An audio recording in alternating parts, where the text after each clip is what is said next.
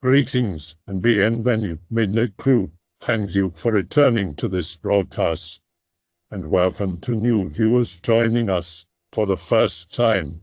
If you like a video, then feel free to subscribe. One weekend in 2013, I was camping with 3 friends in northern Arizona. I used to live south of Sedona. It was late February or early March, and we decided to go up into the mountains where there was still some snow. We found a great spot about 3 miles from where we parked the truck. It was a smallish area under some pines, and the ground was mostly clear of snow under the trees, yet still a little damp. There was still a good 6 to 8 feet of snow on the ground around us. Well, we pitched the 2 tents and got camp set up. After eating and sitting around the fire talking for a while, we rolled into the bags and went to sleep. I had been asleep for about 2 hours or so when something woke me up. I am a light sleeper, and it doesn't take much to wake me, so, at first, I ignored it and tried to go back to sleep. It was to no avail. There was just a creepy feeling that told me something wasn't right. As I lay there, eyes closed, I thought I heard something walking towards the camp. I have been in the woods all my life, and I know the sound difference between a bipedal creature and a quadruped, and this was definitely walking on 2 legs. I grabbed my pistol and light and was about to get up when something in the back of my brain told me to stay still. So, I listened and didn't make a move or sound. The steps were growing louder, and then something on 2 legs passed between the tent and the fire. There was a shadow that passed over the tent, but it wasn't as deep of a shadow as it should have been, if that makes sense. Well, I kept laying there and listened to the footsteps recede. Finally, about an hour later, I drifted back to sleep and didn't awake anymore that night. The next morning, I got out of the tent and started looking around the campsite for footprints that didn't belong to us. Like I said earlier, the ground was still damp and there should have been prints that a blind man could have followed. Nothing. So I started to widen my circle to include the snow that was approximately 20 feet from the fire. Still nothing other than our prints. We had come in from the south and the sound traveled east to west. I told the rest of the guys about it and 2 of them just blew it off, but the other friend knew me well enough to know that I wasn't going to say something unless I was 100% sure it wasn't a dream. The next night we went to bed, and it was about the same time of night that I was awakened again by a strange feeling. The guy in the tent with me was one of the doubters from the previous day, so when I got that feeling I woke him up as well. Sure enough, we soon hear footsteps. They get closer and closer, and then the figure passes between the fire and us. I look over at him and his eyes are as wide as saucers. I fell back to sleep about an hour later again, and I am not sure if the other guy ever went back to sleep. The next morning we all searched for footprints for at least 2 hours, ranging out in the directions that whatever it was had traveled. We still found nothing more than a rabbit about a half mile from the camp, definitely not our critter. I am pretty sure that I now know what it was. It had to have been some type of spirit. I know there are several different Native American tribes that are from that area, and we weren't too far from the Navajo Nation. I believe that it was some native spirit out wandering around, traveling that path every night. I live in Gallup, New Mexico, and I am a 21-year-old Navajo. I have family that lives on a plot of land south of Gallup. It's about a 30-minute drive to my family's land and is surprisingly not deep in the woods. I remember first being in close proximity with a witch when I was about 7. I was at my uncle's house. Our land has 3 homes on it. My mom and his girlfriend were drinking, and my uncle went to relieve himself out the front door. I remember he freaked out and said there was a Skinwalker outside. I freaked out, and his girlfriend said it was okay, that it was just Scooby-Doo, in an attempt to lessen my fear. Since it's been so long, I remember those important details only. After that, I have no memory of what happened. That uncle died that year. I always think what could have been between me and him now that I feel so alone and my remaining family isn't as cool as he was with me. Anyway, to be clear, I have never seen a witch, but these details are unfortunately true. Jump forward a couple of years and I am in 8th grade. My grandpa, who lived with my mom and I, is in the hospital. I end up sleeping in his room because I always slept on my mom's floor due to being creeped out by the thought of a witch trying to peer inside my window or hearing the noises it could make. I wanted to sleep in there because he has cable in his room. His room is on the opposite end of the trailer where my mom slept. It's about 5 a.m., and I wake up to the most terrifying language I've ever heard. It sounded like a cross between a hyena and a pig. The constant chit-chat between whatever was outside my grandpa's window haunted me in that instant. I listened for a couple seconds, but I covered my ears as hard as I could out of pure terror. It was the most scared I've ever been. After the ordeal, I went to my mom's room and crawled into her bed telling her what happened and shaking a bit. I had school that morning, so when we went to start the car, I noticed in the area where I heard the noise there was a trailer hitch, and sitting in it was a stray dog. My grandma hired a medicine man before or after that happened, and he said that dog was in cahoots with the witches. I tried to get rid of him, but that dog always came back. It was skinny and skittish. I always had a bad vibe from that dog, which doesn't happen as I love dogs. After that encounter, I was truly scared of being alone. A year later, during my freshman year of high school, my mom died. Whether or not those jealous witches contributed toward her death, I'll ponder once a while. She died from a bad cold, mucus in her lungs. I was asleep in her room but not on her bed. I went to bed at about 10 p.m. In the morning she was very weak and cold, like she was hallucinating and didn't get under the blankets to keep warm. When I woke up, she was dead, and sitting in front of her bed. That day changed my life completely, as I've never stayed at that house regularly since she died. I stay with my dad now in town. My other grandpa said our family may be an active target of those evil witches. He said once in the 90s, when my uncles and their friends were at my grandma's land, they saw a fire and a witch doing a dance ritual on top of a mesa. They begin to shoot at it. It sees them and they take off when their girlfriends freak out. They leave and that witch chases them out from wherever they are. Keep in mind this area has a lot of trees and isn't barren and flat like most of the Navajo Nation. My grandpa inferred that the witch followed my uncles back to where my family's land is. My family and the evil history of the area they settled at is real.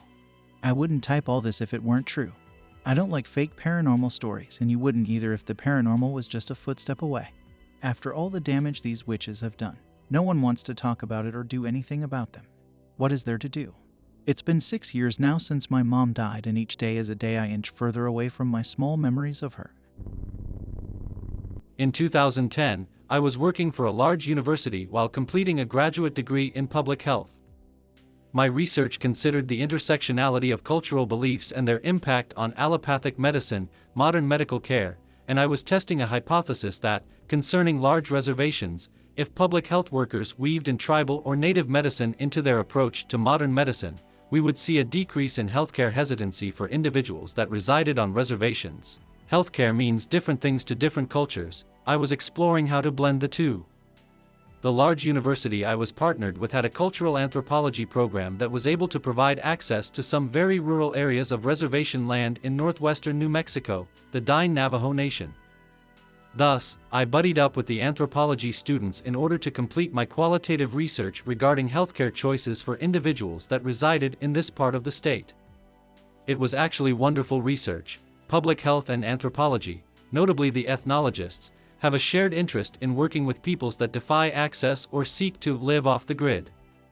While the anthropology researchers had a painstaking task of surveying how thousands of years of belief shaped current culture, I had a simple mission of working with reservation-based healthcare clinics to define how the residents of the reservation created access to services. Through the course of my research, I became friends with Dr. J, real name redacted, and he allowed me to tag along on their research investigations. I would spend my days at rural health clinics while the anthropology grad students and postdocs spent their days in the field surveying residents and land. We would meet up whatever motel we were staying at in the evenings to drink, tell stories and engage in general university-level shenanigans while on project. We were staying in a city/large town that did not have a nightlife, unless you drove to the casino, which none of us could afford on graduate assistant or postdoc salaries. One particular evening, in June, the anthropology students and Dr. J shared a story of a gigantic raven that plagued the research team throughout the day. They said it even followed their van. They said the enormous bird would screech and run at the researchers, and they all recalled the bird being very aggressive and somewhat scary. They all had pictures of the bird on their phone, which I did see. Now, there was nothing of scale to compare the bird to. It was either on a dirt road or in flight, but no less than 6 researchers recalled stories of the enormity of the bird and how it followed the van. We laughed about it, and the anthropology team made jokes about the bird being a new mascot for their research. It was also not hard to fathom that a raven, living somewhere with little human intervention, might grow to huge proportions. After our parking lot revelry, we headed to our rooms. I shared a room with Dr. J. During the night, Dr. J became quite ill. He was pale, sweaty, and said he felt terrible. He could not describe exactly how he was feeling, just that he felt off and was unable to sleep. The next morning, Dr. J had deteriorated so much that he asked me to take him to Albuquerque to be seen at the ER. which was about a 2-hour drive.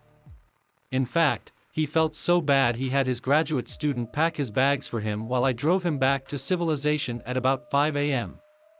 I drove him to the Regional Academic Medical Center, and after a battery of tests, the medical team could find nothing wrong. A few weeks later, I was back on the reservation, and again performing my research at local health clinics. I bumped into a local spiritual healer that would frequent the clinics, and he asked me about Dr. J. I told him about how he had felt ill and had been unable to return to the research site. I will never forget his response. This spiritual healer looked at me and said, "He is in grave danger," which made my blood run cold, and he immediately got in contact with Dr. J. I thought the remark was startling, but went about my research. A few days later, I met Dr. J and his wife for dinner in Albuquerque. He told me that the spiritual healer came to perform a healing ceremony on him and said he had been in proximity of a shapeshifter that had cursed him. He said that after the ceremony he was well, and that the events that unfolded changed his perception of spiritual health and healers that live on the reservation. Now, I am an empiricist, so I think there are lots of variables at play here. But what I do know is that the anthropology research team did see something odd, a gigantic raven, of which they deleted at the advice of the healer that came to see Dr. J. Dr. J was visibly ill and was, subsequently, visibly well after his visit with the healer. In fact, Dr. J tells this story to his new grad students to this day to illustrate the necessity of observing local custom and the impacts of local belief systems. Dr. J and I still keep in touch. He now works for a different university system, but when he comes to town we still get beer and tacos and reminisce about our research endeavors in New Mexico. I am not sure if he encountered a Skinwalker, but he is totally convinced he was affected by a form of old magic while working in New Mexico. I do not have a theory as to his illness or the encounter with the large bird, but I do, now, work with local elders while on reservation land to gain consent before conducting research or setting up a public health initiative. It was very strange and I think about this event often. My fiancé, native Navajo, invited me to go with them to their grandmother's house for Christmas. This being the first time I've ever been to the Navajo reservation, I wasn't sure what to expect. I had a lot of ideas regarding what might be, as well as the what-ifs, nevertheless excited to go somewhere I had never been before. Most of my excitement was reserved towards learning more about the culture and unique opportunity of visiting a reservation as an outsider. Because of this I was also a bit nervous. What if I wasn't accepted? Would the people be welcoming or would they be hostile towards my presence? Most of my fears were quelled by the wonderful hospitality I had been shown by both Grandma and the people I had the privilege to interact with while visiting.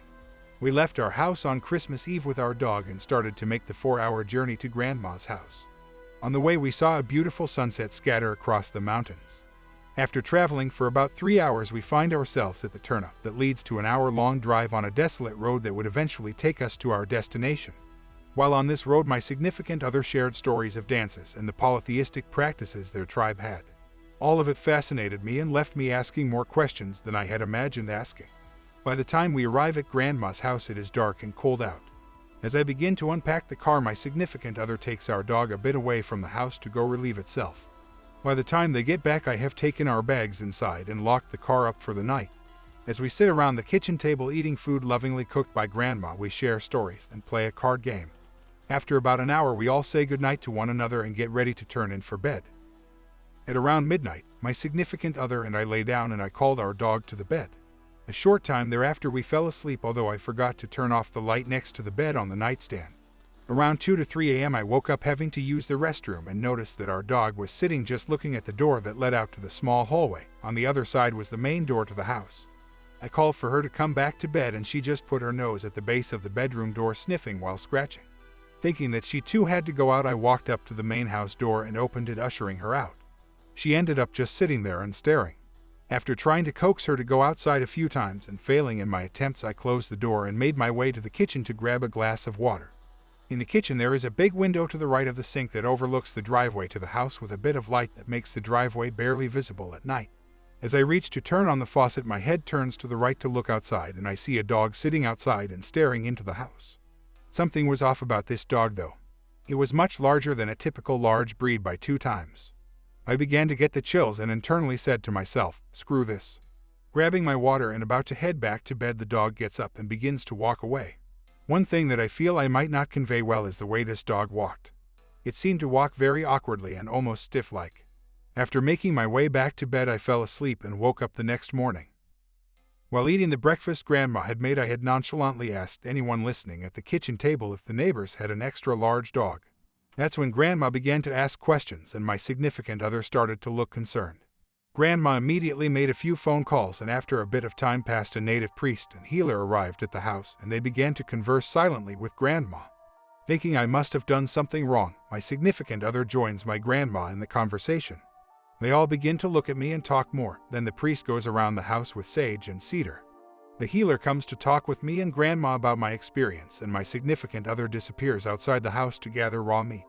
From what I can gather, I encountered something I should not have the previous night, and by my arrival, an outsider, they had to make certain preparations to ensure our safety for the duration of my stay. After this visit, we have visited many other times and I had no other weird experiences. But this experience left me chilled to the bone and will live with me for the rest of my life. I can't get over how this dog behaved and how large it was. My father is Navajo who was raised on the Rez in northern Arizona. My mom is white. She was raised in western Canada. I grew up in Southern California, but grew up going to the Rez every year. I eventually moved and worked there. I'm not a Skinwalker expert by any means, but I'll share what I know. The earliest experience I had was on one of my first solo trips, without my parents, out to our ranch on the reservation. I traveled with my cousin and a few friends. Our ranch is pretty much in the middle of nowhere. The nearest people, being at the very closest, are about 10 miles away. So you're pretty much on your own. Our first night out there, we arrived around 2 a.m. and there was no moon and it was pitch black. We had a hard time finding our hogan, traditional octagon-shaped Navajo house. We decided to just camp near a cattle corral, which we found. We set up tents and knocked out until the sun came up. When I woke up, I took a little walk around our campsite and found coyote tracks which encircled our camp and actually got pretty close to the tents and campfire, which was pretty weird and a bad sign for several reasons. The rest of the day went without incident. We woke up, cooked breakfast, explored the north rim of the Grand Canyon on the reservation side, and checked out old hogans in the area.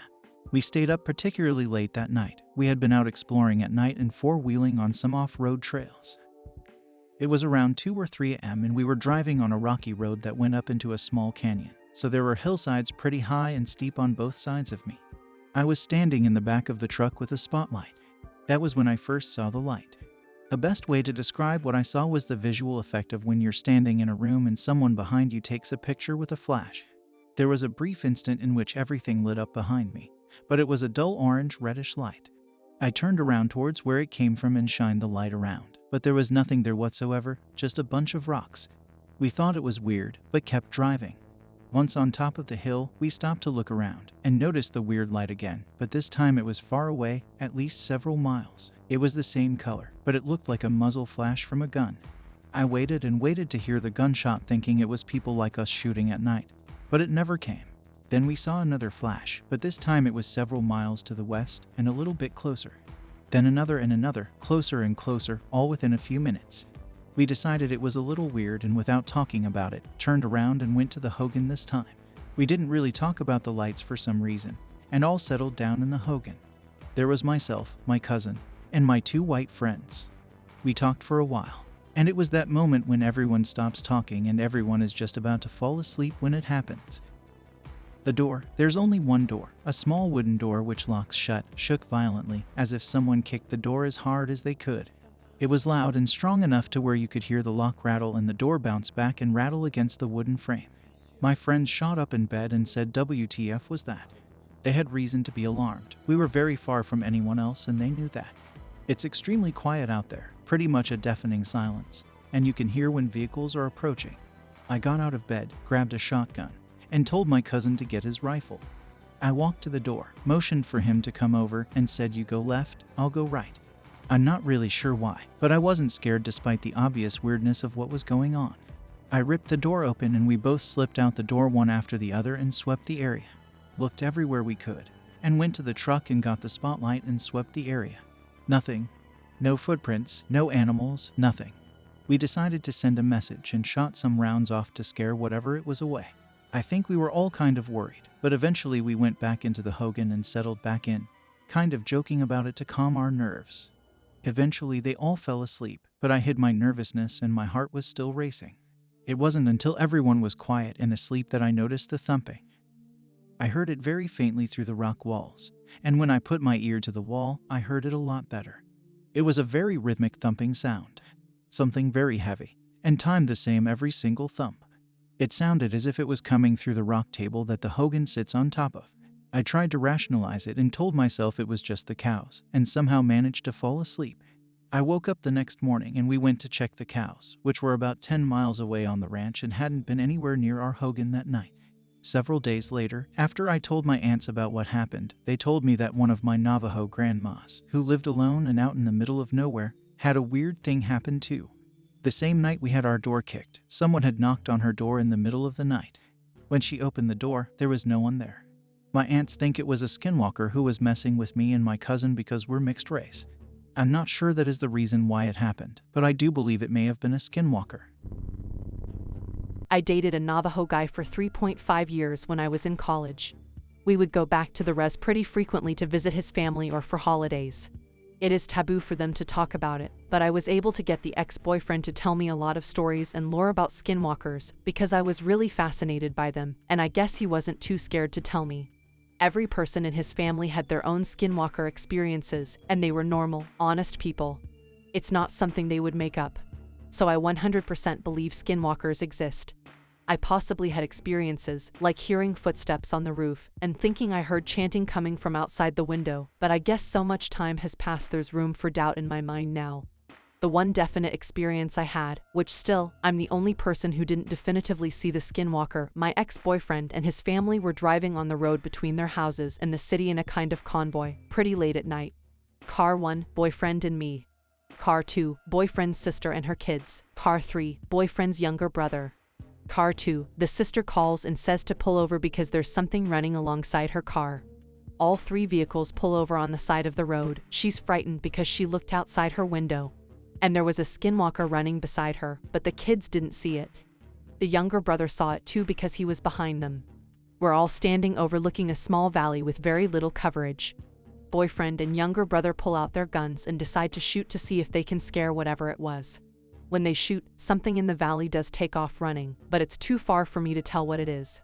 That's as close as I ever was to seeing one. I always kept my eyes peeled when we were driving on the back roads. And it's been so long, 7 to 9 years, since I've heard everyone else's stories that I feel like I wouldn't do them justice. This happened to my big brother when he was 15. We grew up on the Navajo reservation in Arizona. He was coming home from hanging out with a friend and it was probably around 2 a.m. because his curfew was 11 and my guardian had been up a while. I know this because she was talking to my mom in the kitchen and super angry/loud, and I stayed up listening to them argue. When he came in, my guardian started to tell him off but stopped because he was crying and talking in a hysterically frightened tone. Apparently he came in the back gate and saw a coyote standing propped up on its hind legs against the back door looking in the window. This wasn't so odd because it was Arizona, but when he came closer the coyote turned its head to look at him, and as it did, it turned its whole body and started walking toward him on 2 legs like a man. My brother swears it looked too big for a coyote as it came at him. He ran back out the gate and came around to the front door. To this day he still cries talking about it. He's convinced he encountered a Skinwalker watching our family. I also remember a wicked-looking eagle following me everywhere I went up there, so much so that as a kid I talked to it and considered it one of my closest friends. And I know it sounds crazy, but as a kid I remember telling it a really crappy joke I'd loved and hearing laughter in my head. I live near the Navajo reservation in New Mexico and am good friends with quite a few natives, and you are absolutely right. It's taboo to speak of the Skinwalker. More often than not you will just hear them being referred to as witches. One of my friend's dad was tribal police and he told me a story about an old jail on the old Rez of Santa Ana. In the early 1900s there were kids getting sick and elderly dying, and that the tribe knew it was a witch, so they went looking for him and found him in the woods. They actually caught an old dirty man who was surprisingly strong. They brought him to jail. They had and put him in his own section, and over the years he was forgotten about, until the 80s when they were moving everything to a new jail and they found his bones and curses carved into the walls. Now to the part my friend's dad had personal experience with. As a tribal police officer, he would often deal with unruly people, and they would take these guys to the old jail and lock them in the witch's cell. He told me they would be in there for 20 minutes at the maximum before begging to talk and get out of the cell. There are lots of rumors out there about skinwalkers. Maybe I don't believe them. Maybe I think that coming from a different tribe makes me immune to their evil. Regardless of what I believe, there are things I have seen in the lonely places of Arizona that I cannot explain. The business of my family often takes us deep into the Navajo reservation and lends us to spending the night in a hotel or at a friend's place. However superstitious or practical you are, there can be no argument that those desolate desert roads are not always safe for travelers and locals alike after the sun sets. I know many people who have had dangerous encounters. On a trip to visit a relative near Canyon de Chelly, we decided to attend an evening rug auction that took us a couple hours out of town. I was riding with my friend Jen, whose mother we were visiting. I would like to make a note that Jen is not the most stalwart of souls, and is one of the more superstitious native people I know. On previous driving excursions, she has begged me to stop the car and take a different route after noticing an owl flying towards the road. I didn't stop. Owls are generally good luck for my people, and in any case, I don't put much stock in omens. Anyhow, the auction hadn't ended by 9 p.m. or so, and Jen and I were getting antsy. We opted to head back to her mother's place early and let the rest of the family catch up with us.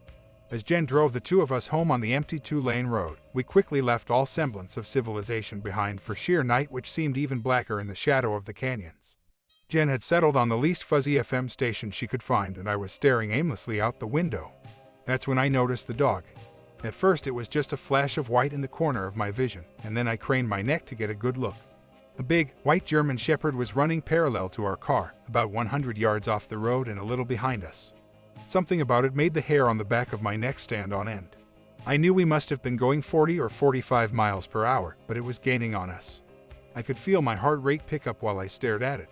As it came perpendicular to us, it began to draw up off of its front feet until it was running on 2 legs like a human. When it turned its head to look at me, my stomach dropped. Even from that distance, I was sure I could see a red glint to its eyes, and a feeling of dread washed over me. I must have made a noise because Jen touched my leg and asked what was wrong. I glanced at her wordlessly and then gestured out the window, but as I turned back, the dog was gone. Not wanting to scare her, I told her the dark was playing tricks on me and closed my eyes, determined to sleep the rest of the way home. The next night, after a lot of food and even more visiting, I had holed up in my room to get ready for bed. I was staying on the 2nd floor of the house, and my window overlooked the street. The houses are fairly spread out, but the road is lined with street lamps, the nearest of which is less than a block away on the opposite side. I turned out my light and went to the window to pull down the shades so the light wouldn't keep me up. Fear hit me like a sucker punch when my eyes drifted across the road. There in the light of the street lamp was the German Shepherd. It was standing on its hind legs in a way that I knew canine anatomy should not allow, and it was staring straight back at me. From that close, it was obvious that it had deep red eyes and fur that was a yellowish white. I don't know how long we watched each other. I knew better than to stare it in the eyes, but I was too terrified to turn away. Finally, it dropped down to all fours and walked away. I slept with a knife next to my bed and the bedroom door locked that night. Some part of me thinks it was a skinwalker that I saw, a witch out hunting for trouble. I haven't been back to Canyon de Chelly. My story took place several years ago when we lived on the Rez in Arizona. My entire family had gotten together for my mom's birthday and spent the night at my grandmother's house out in the sticks, in the middle of nowhere. At about 10:30 p.m. her dog started barking and howling like crazy. No one got up to check because it was pitch black outside. But I could tell that the dogs were running back and forth chasing something. I got curious, so I turned the outside light on and stepped out the front door to see what was going on. Then suddenly, something jumped from the tree onto the side of my grandmother's house and started crawling like Spider-Man all around the house. It was hard to make out, but it looked like a small man crawling like a lizard. The house was made of stucco, but it moved around easily. This thing was fast too. The dogs were going nuts. I ran into the house screaming. Everyone was terrified, and I remember crawling underneath the bed. The noises were horrible, and it sounded like there were more than one. I heard squeaking sounds that got real loud at times. They would jump on top of the roof and could be heard walking around. I don't remember how long it lasted, but I was under the bed the entire night. When dawn came, we all went outside to check out the house. There were a few bits of stucco knocked off, but not as bad I thought it would be. The dogs were in the tool shed and too tired to move. Then my uncle got a ladder, so he and I climbed to the roof. What we saw was really shocking. There were hundreds of white handprints going around the flat roof, right up to the edge. The handprints were small in size, but were human. It looked like the hands had been dipped in white paint. I looked closer, but it wasn't painted. It was almost like thick chalk. My uncle told me not to mention it to anyone in the family, especially my grandmother. She had said all her life that skinwalkers were after her. I didn't believe her, but after that night I began to wonder if she was telling the truth. I later asked my uncle what he thought it was. He didn't hesitate and said it was definitely witches. He said our family had been cursed during the old days before the treaties. He said someone in the family was a known witch, and when they were killed, the elders had placed a curse on the family. My uncle then laughed and said that no one outside of the family remembers any of that, and it's probably a rumor anyway. Well, it scared me enough that I believe that there may be something to that story. After that incident, I never spent another night at my grandmother's place again. I grew up in the rural community of Crystal, New Mexico. It's full of trees, mountains, and hills. The houses are scattered. The nights are pitch black at times, especially when the moon is low. My family is very humble, thankful to God for our success. We help and appreciate others, as all people should be treated. Sometimes they are tested. One night I had a friend sleep over. We were in my room talking and hanging out. It was around 11 p.m. or so. Nice summer night, so my window was wide open and it was very dark outside. My dad was in the living room watching TV. As usual, he dozed off on the couch. My mom had already gone to bed. My friend and I were talking, when all of a sudden we heard the screen door open and slam shut. We thought it was my dad. While that happens, my mom claims she heard footsteps going through her room toward the restroom. She thought it was my dad, but then she soon realized that she was unable to move, as if she were paralyzed. Still in my room with my friend, we soon heard the screen door open and slam again. The slam woke my dad and he came to my bedroom to check on us. He wanted to see if we were still there and not into mischief.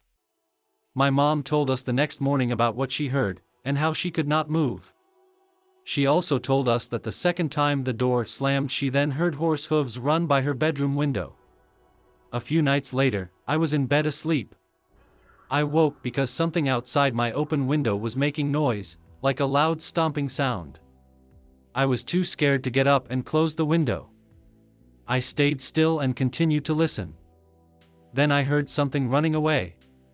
I slowly got up and walked over to the window. As I pulled it shut, a large dark shadow formed outside. I ran back to my bed and pulled the covers over my head. The next morning, my dad told me that there was a skinwalker visiting at night. This was the first time he ever mentioned a skinwalker to me. He told me not to fear it, our faith will protect us. I don't know what was on the skinwalker's agenda, but what I do know is that my family was stronger than it. Our faith is strong and we know our Savior will provide protection for our family. Every year we hike up the mountain to a high point and we pray for our community's protection from evil. I hope that you enjoyed tonight's broadcast. If you enjoyed tonight's story, then please subscribe to the channel, as more green texts will appear daily.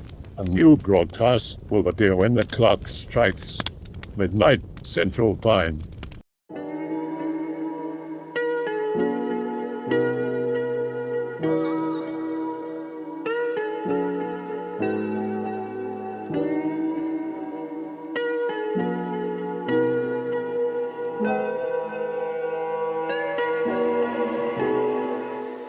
Remember to check out the Odyssey page in the description for a second archive of the channel's videos.